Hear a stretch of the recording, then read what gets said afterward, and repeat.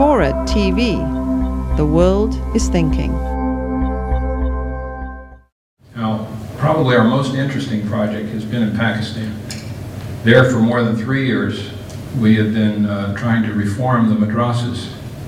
Now, these religious schools, back in the Middle Ages, were the absolute peaks of learning excellence in the world at the time. It was only Western exposure to them that led to the creation of our university system in settings like this.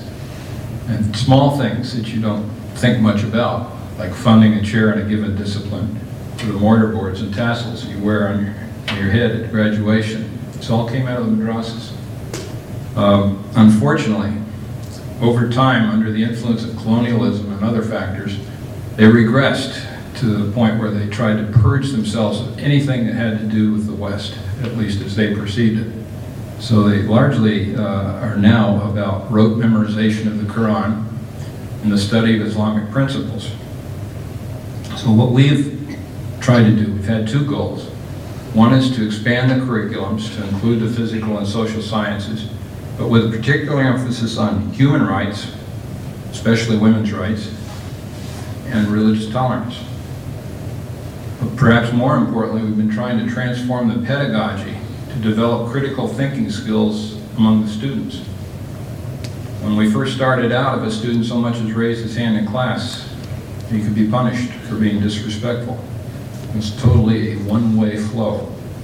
And what happens out of this is you've got these young kids who've memorized the Quran. They haven't a clue as to what it means because they've memorized it in Arabic. Their first language is Urdu. And they're not taught enough Arabic to understand something as sophisticated as the Quran.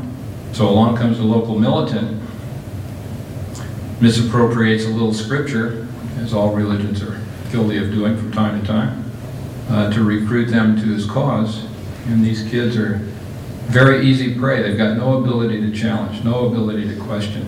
And I find, even when we're working with madrasa leaders, that you can point out how something that they're doing and that they subscribe to is really counterproductive to their own best interests, and take them through a logic flow to get to a different point that would be productive.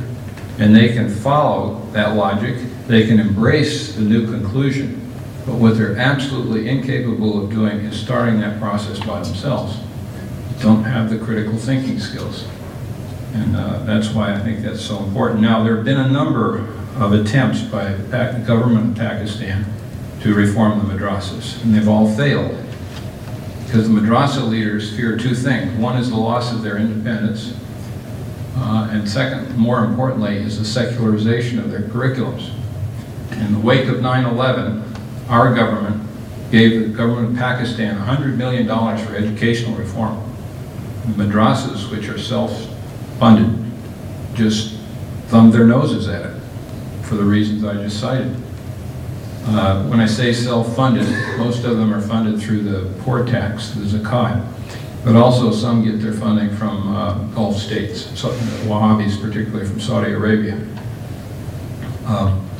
So it's a situation where this is a tough crowd to work with.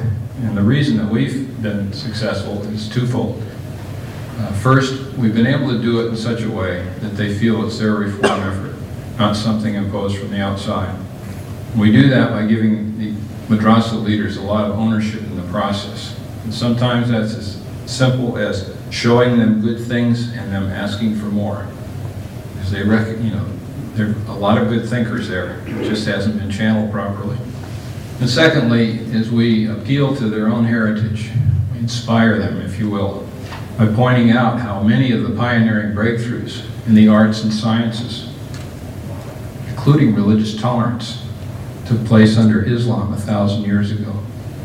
And the more they hear that and internalize it, the taller they walk and the more they think, hey, maybe we can do better.